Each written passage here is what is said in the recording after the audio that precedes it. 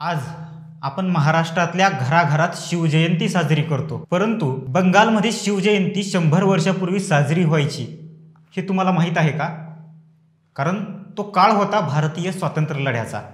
1906 भारतीय क्रांतिकारक छत्रपती शिवाजी महाराजांच्या विचाराने भारावलेले होते आणि त्यासाठी लोक उत्सव साजरा करणे गरजेचे आहे अशी भावना भारतीय क्रांतिकारकाची झाली आणि याच प्रेरणेतून रवींद्रनाथ टागोर, अरविंद घोष, सखाराम देऊस्कर आणि लोकमान्य टिळक यांनी बंगालमध्ये शिवाजी उत्सव नावाचा एक उत्सव चालू केला। या शिवाजी उत्सवाची संपूर्ण तयारी सखाराम देऊस्कर यांनी केली होती।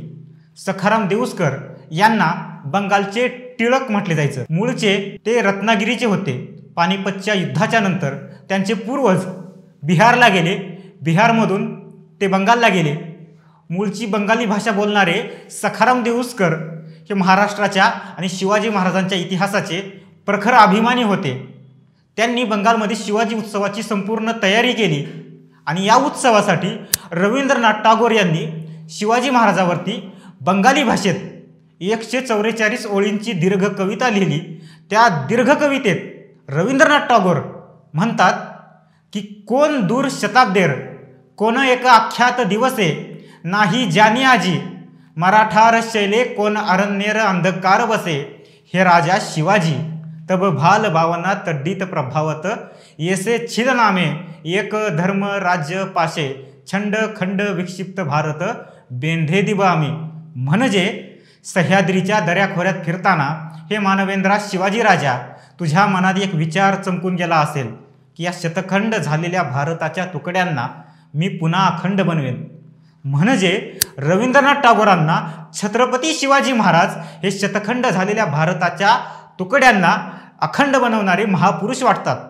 याच रवींद्रनाथ टागोरांनी पुढे जाऊन राष्ट्रगीत लिहिलं आणि त्यांना महाराष्ट्राची ओळख पटली म्हणून तर राष्ट्रगीतात पंजाब सिंध गुजरात मराठा असं म्हणत महाराष्ट्राचा उल्लेख मराठा असा करतात।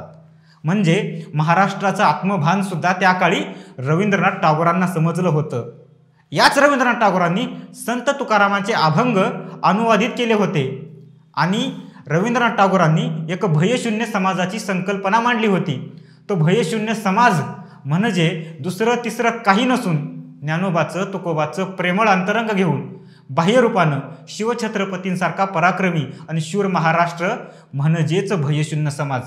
याच रवींद्रनाथ टागोरांना नो फिअर या कवितेसाठी नोबेल पुरस्कार मिळाला होता। या नो फिअर कवितेमागची प्रेरणा हे ज्ञानदेवाचं पसायदान होतं।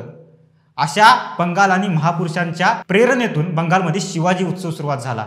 यानंतर पुढे जाऊन सुभाषचंद्र बोस यांनी सांगितलं की भारताला स्वातंत्र्य मिळवायचं असेल तर तुम्हाला आम्हाला छत्रपती शिवाजी महाराजांच्या मार्गाने जावं लागेल। त्यानंतर अरविंद घोष नावाचे क्रांतिकारक होते। त्यांनी बाजीप्रभूवरती 28 पानांचा दीर्घ पोवाडा लिहिला। अशा कैक महापुरुषांनी बंगालमध्ये शिवाजी महाराजांची प्रेरणा घेतली। त्यामुळं छत्रपती शिवाजी महाराज हे फक्त महाराष्ट्राची अस्मिता नाही तर छत्रपती शिवाजी महाराज हे राष्ट्र निर्माते आहेत असे जदुनाथ सरकार यांनी आपल्या पुस्तकात अधोरेखित केलं।